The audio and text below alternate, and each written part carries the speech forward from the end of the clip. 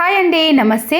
ఆషాఢంలో కానీ ఎప్పుడైనా సరేనండి, మనము ఇలా గోరెంటాకు పెట్టుకున్నప్పుడు 5 నిమిషాలలో గోరెంటాకు అనేది ఎర్రగా పండుతుంది.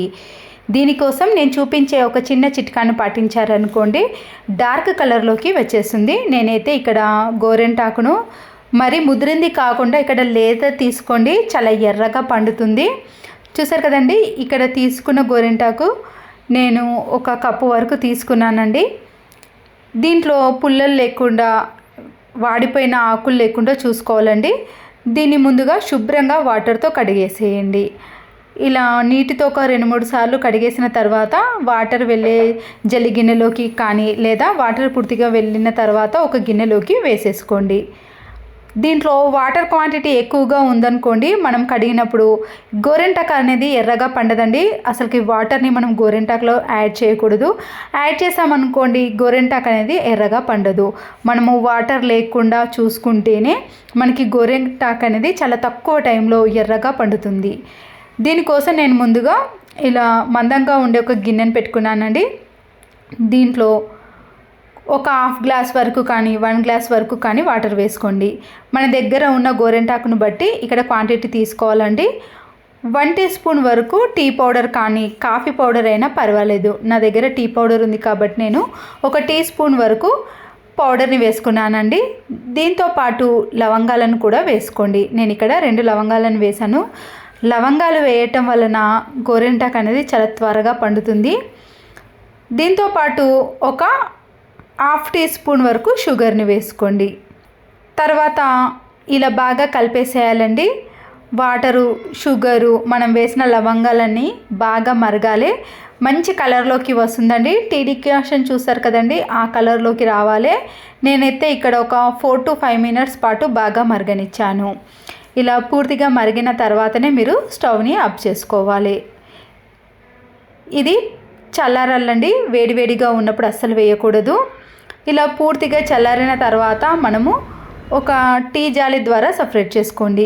ఈ వాటర్ని మాత్రమే యాడ్ చేయాలండి. మీరు ఎలాంటి వాటర్ని యాడ్ చేసినా కూడా గోరెంటాకు అనేది ఎర్రగా పండదు.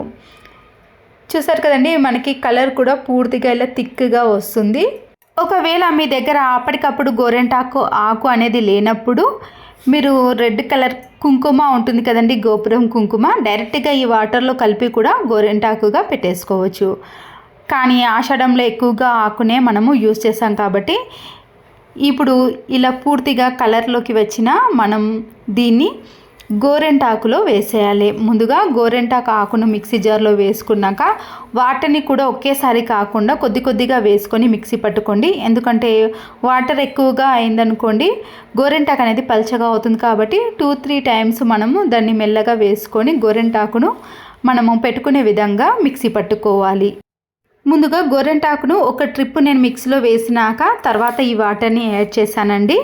తర్వాత ఇప్పుడు మనం మళ్ళీ మిక్సీ పెట్టుకున్నాం అనుకోండి, పూర్తిగా ఇలా మెత్తగా తయారవుతుంది.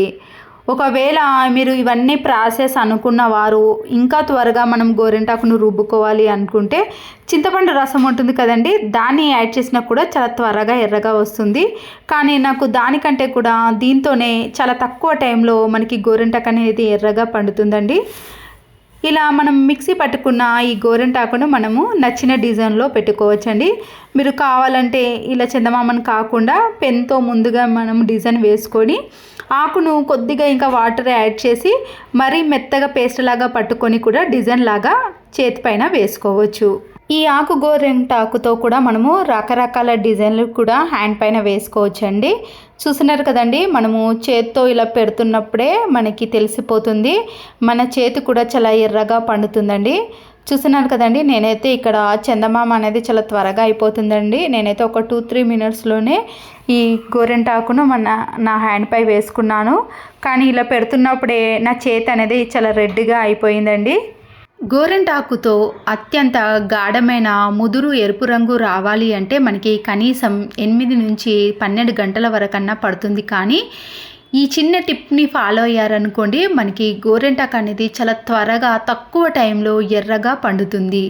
మీరు ఇలా రుబ్బుతున్నప్పుడే మీరు చేత్తో మనము ఇలా రుబ్బినప్పుడు కొద్దిగా అటు ఇటు కలిపినప్పుడే మన చేతి అనేది ఎర్రగా పండుతుంది.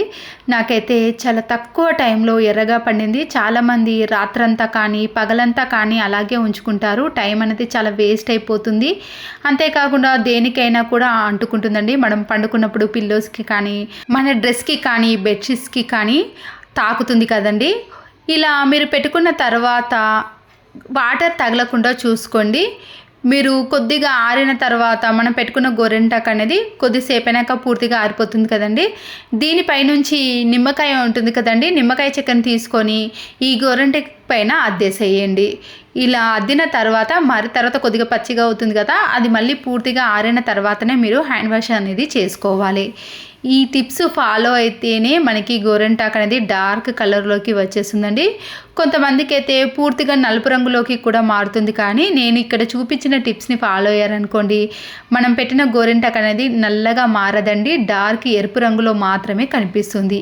అంతేకాకుండా చాలా రోజుల పాటు అలాగే ఉంటుందండి. మనము బట్టలు ఉతికినా గిన్నెలు తోమినా కూడా ఒక్కొక్కసారి కలర్ అనేది పోతుంది కదా, ఇది హ్యాండ్ పైన అలాగే ఉంటుందండి. చాలా రోజుల పాటు మనకి కలర్ అనేది చేంజ్ కాదు.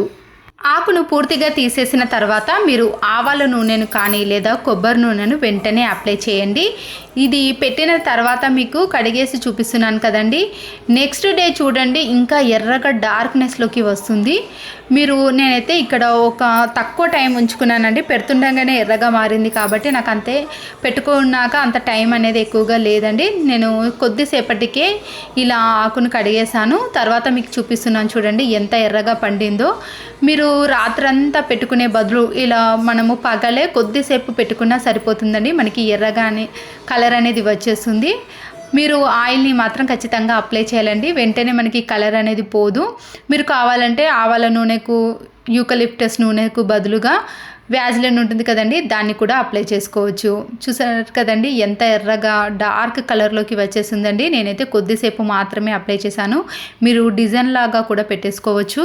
మీకు నెక్స్ట్ డే తర్వాత ఎలా కలర్ ఉంటుందో అనిపిస్తుంది కదండి, అది కూడా చూపిస్తున్నాను చూడండి. 2 days తర్వాత కూడా మీకు కలర్ అనేది అస్సలకే చేంజ్ కాదండి. కొంతమందికి బ్లాక్గా ముదురు ఎరుపు రంగులోకి వచ్చేసింది, కానీ నేను పెట్టిన హ్యాండ్కి చూపిస్తున్నాను చూడండి, కలర్ అనేది గింత కూడా చేంజ్ కాదండి.